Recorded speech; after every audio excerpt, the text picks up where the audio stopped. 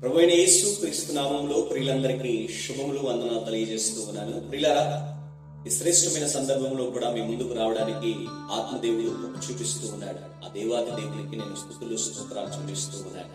Praise God, దేవునికి మహిమ కలుగునుగాక.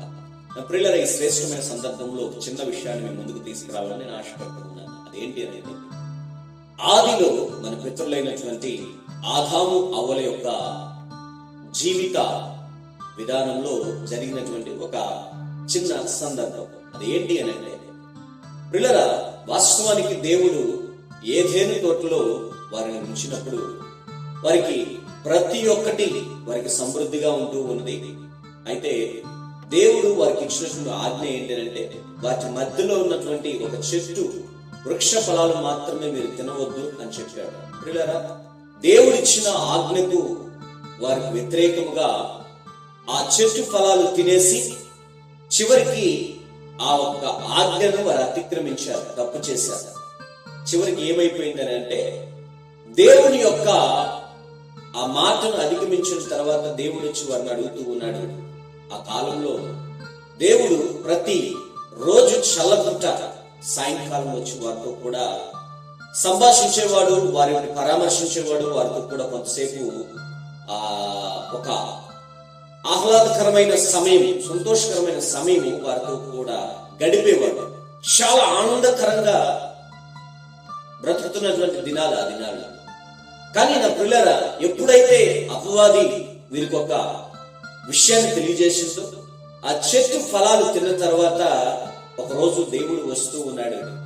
మరలా సాయంకాలం వచ్చి పిలుస్తున్నాడు, ఆదామా ఆదామా ఎక్కడా అన్నప్పుడు, ఇదిగోనయ్యా నీ ముఖము చూడడానికి కూడా మేము అర్హులము కాక ఈ చెట్ల వెనక దాగి ఉన్నాము అని చెప్పి దేవునికి సమాధానం ఇచ్చారు.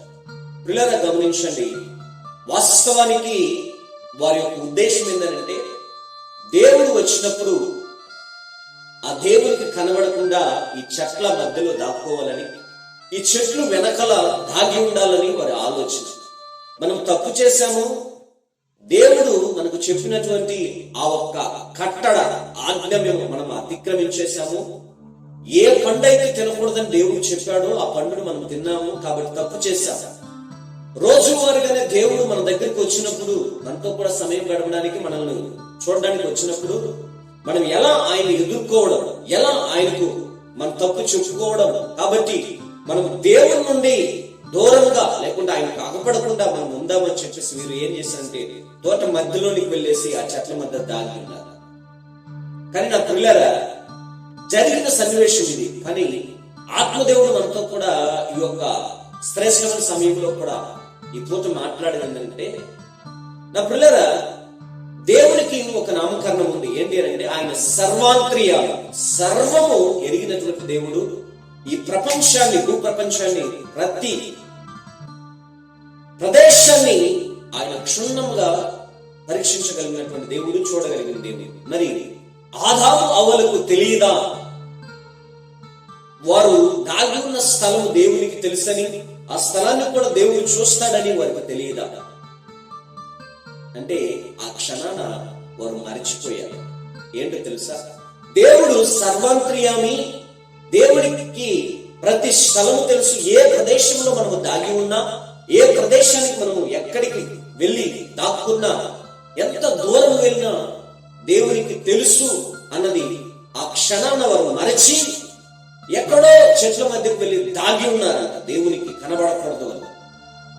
అంటే అపవాది వారికి ఏం చేస్తానంటే, వారి కన్నులకు గురుడితనమే కాదు, వారి మతి కూడా పోయేటట్లు చేసింది. నా ప్రియులారా, ఈ పూట ప్రభు వారు మనతో కూడా మాట్లాడుతూ కొన్ని సందర్భాల్లో ఏమవుతుందంటే, మనము కూడా దేవుడు సర్వాంత్రియామి, సర్వము ఎరిగినటువంటి దేవుడు, ఈ సృష్టికర్త అన్నది, ప్రతి స్థలాన్ని ఆయన చూస్తున్నాడు అన్నది మనము మర్చిపోతున్నాం. మర్చిపోయి చేసిన పాపమో, చేసిన తప్పిదమో దాన్ని బట్టి ఏం చేస్తామంటే, దేవుణ్ణి ఎదుర్కొనలేక దేవుని దగ్గర నుంచి దూరంగా వెళ్ళి దాక్కుందాము, దేవునికి తెలియదులే అని చెప్పి మనం ప్రయత్నాలు చేస్తూ ఉంటాం, సర్వ ప్రయత్నాలు చేస్తూ ఉంటాం. కానీ ప్రతి ఆ ప్రయత్నంలో కూడా ఫలితం ఏమవుతుందంటే విఫలమే. ఎందుకనంటే దేవునికి తెలుసు నువ్వు ఎక్కడ దాగి ఉన్నావు. దేవునికి తెలుసు నువ్వు దాగి ఉన్న ప్రతి స్థలం. దేవునికి తెలుసు నువ్వు చేసే ప్రతి పాపం. అందుకే భక్తుడు అంటాడు, అయ్యా నా తల్లి గర్భంలో ఉన్నప్పుడే నువ్వు నన్ను ఎరిగి ఉన్నావు కదా, గర్భవాసింది మొదలుకొని నన్ను ఎరిగి ఉన్నావు కదా. ఇర్మియా గ్రంథంలో రాయబడ్డాడు, అయ్యా నేను కూర్చున్నట్టునే ఎరిగి ఉన్నావు, నేను లేచుటనే ఎరిగి ఉన్నావు, నేను పరున్నట్టునే ఎరిగి ఉన్నావు. ఇంకా దావీదు భక్తుడంటే, అయ్యా నీ దగ్గర నుంచి నేను వెడలిపోవాలని ఇదిగో ఆకాశంకి ఎక్కాను, అక్కడ నీవు ఉన్నావు. ప్రభువా ఇదిగో సముద్ర దిగంతంలోనికి వెళ్ళాను, అక్కడ నీవు ఉన్నావయ్యా. దీన్ని బట్టి నేను తెలుసుకుంది ఏంటంటే నీవు సర్వాంతర్య, సర్వ యుగములకు అధిపతివి, సర్వాన్ని ఎరిగినటువంటి దేవుడివి. ప్రతి స్థలాన్ని నువ్వు చూస్తున్నావు, ప్రతి నిమిషం మమ్మల్ని చూస్తున్నావు.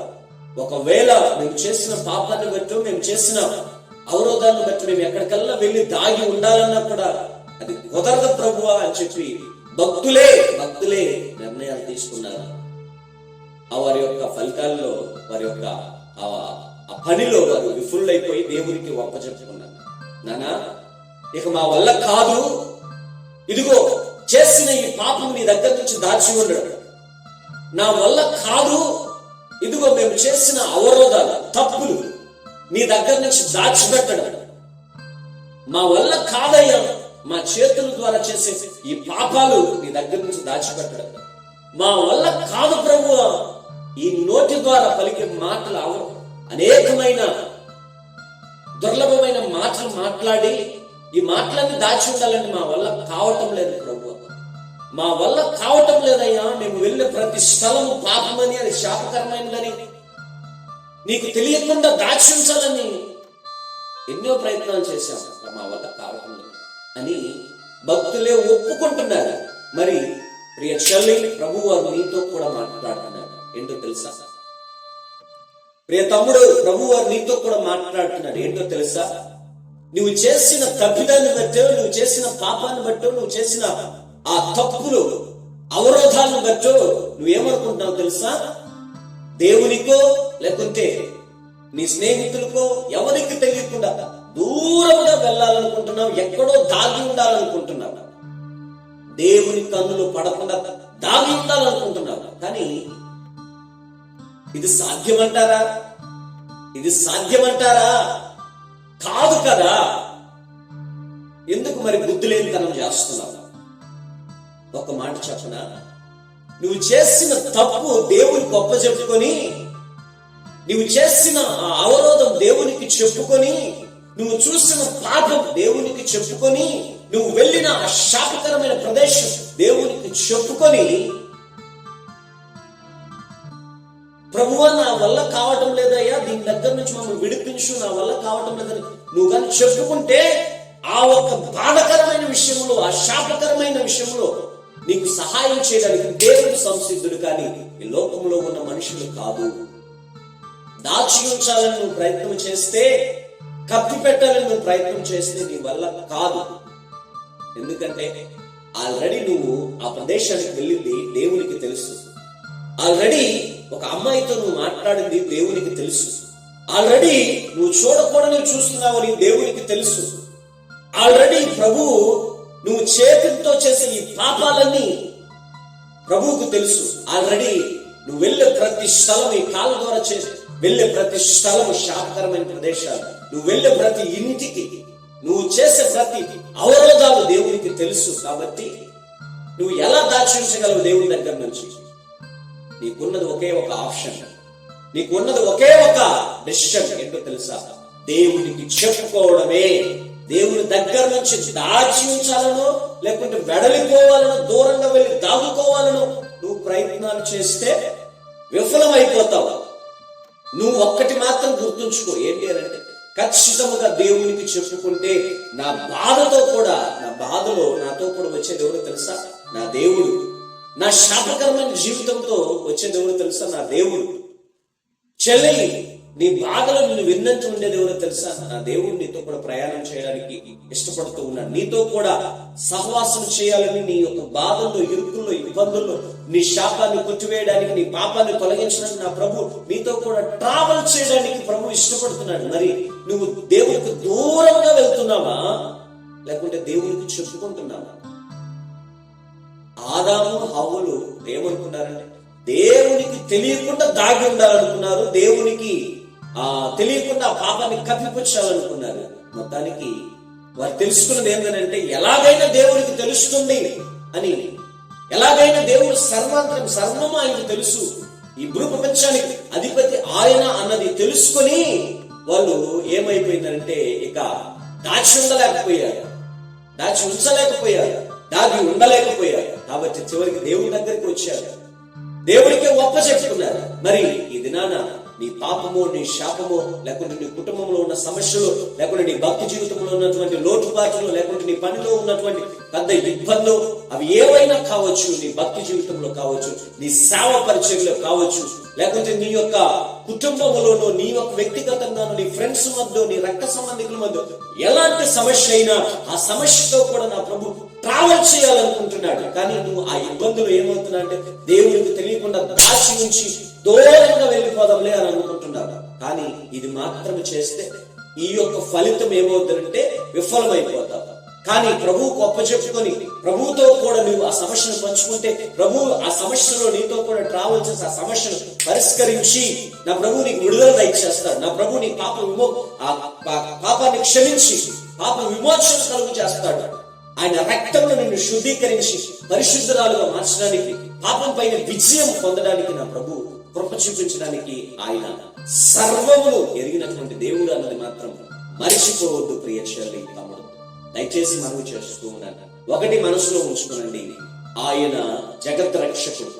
ఆయన ఈ భూ ప్రపంచాన్ని మాటతో సృష్టించినటువంటి ఆయన ఈ భూ ప్రపంచంలో ప్రతి ఒక్క చిన్న ప్రదేశం కూడా ఆయనకి తెలుసు. నువ్వు ఉన్న గది తెలుసు, నువ్వు పరుండే బెడ్రూమ్ తెలుసు, నువ్వు స్నానం చేసే బాత్రూమ్ తెలుసు, లేకుంటే నువ్వు వెళ్ళే ఆ పాపిష్టి స్థలము తెలుసు, నువ్వు త్రాగే పాపిష్టి ఆ ప్రదేశం తెలుసు, నువ్వు నిలబడే పాపిష్టి ఆ ఒక్క ప్రదేశం తెలుసు, నువ్వు కూర్చుండే అసభ్యకరమైన ఆ ప్రదేశము తెలుసు. కాబట్టి దేవుని దగ్గర నువ్వు ఏది దాచి ఉంచలేవు, దేవునికి తెలియకుండా నువ్వు ఎక్కడికి వెళ్ళలేవు. ఎంత దూరం వెళ్ళినా, ఏ ప్రదేశాలు, ఏ చెట్ల మధ్య లేకుంటే ఏ రూముల మధ్య నువ్వు దాగి ఉండాలనుకున్నా ఒక్కటి మాత్రం గుర్తుంచుకో, దేవుని దగ్గర నుంచి మాత్రము నీవు ఏది మరచి ఉంచలేవు, దాచి ఉంచలేవు, దాగి ఉండలేవు అన్నది మాత్రం మరచిపోవు. Praise God. అయ్యా, ఇన్ని దినాలుగా మేము దాచాము, దాగి ఉన్నాము, దేవునికి దూరంగా ఉన్నాము, దేవునికి తెలియలే అని అనుకున్నాము. కానీ ప్రభు వారు నాతో కూడా మాట్లాడాడు కాబట్టి ఒక తీర్మానం తీసుకుంటున్నాం. అది ఒక తీర్మానం, దేవుని యొక్క వాక్కులు మీకు, దేవుడు మాట్లాడుంటే దేవుడు వాక్కులు మీతో క్రియ జరిగించుంటే ఒక తీర్మానం తీసుకురండి. ఏంటి ఆ తీర్మానం తెలుసా? ప్రభువా, మా సమస్య మీతో కూడా చెప్పుకుంటే మాతో కూడా మీరు ట్రావెల్ చేయడానికి మీరు సిద్ధంగా ఉన్నారు. ప్రభువా, మా పాపం మీ దగ్గర ఒప్పుకుంటే ఆ పాపాన్ని విమోచించడానికి, ఆ పాపం నుంచి మమ్మల్ని రక్షించడానికి మీరు సిద్ధంగా ఉన్నారని మాకు తెలియజేశారయ్యా. ఇన్ని దినాలుగా మీకు దూరంగా వెళ్ళాలనుకున్నాం, మీకు దాగి ఉండాలనుకున్నాం, మా పాపాలు చెప్పకూడదులే, చూడలేదులే అని అనుకున్నాం. కానీ మీరు సమస్తాన్ని ఎరిగినటువంటి దేవుడు ప్రభువా, అంత పెద్ద భక్తులే వారి యొక్క జీవితాల్లో మీ పైన ఆధారపడ్డారయ్యా. వారి సర్వ ప్రయత్నాలు వారి చేతులారా వారి కాళ్ళ ద్వారా చేశారు, కానీ విఫలమైపోయారు. వాళ్ళే మీ పైన ఆధారపడినప్పుడు మేమెంత మాత్రం వారు ప్రభువా అని దేవుని యొక్క పాదాలు పట్టుకుని మనం అడగగలిగితే, దేవుడి పైన డిపెండ్ అయితే నువ్వు ఉండగలిగితే, ప్రభు నిశ్చయంగా నీ పాపాలైనా, బాధలైనా, ఇరుకులైనా, ఇబ్బందులైనా వాటన్నిటిని కొట్టి పడవేయడానికి, నీతో ట్రావెల్ చేయడానికి ప్రభు ఇష్టపడుతూ ఉన్నాడు. అలాంటి కృపను పొందుకుందామా ప్రియులారా? అలాంటి కృపను పొందుకుందామా?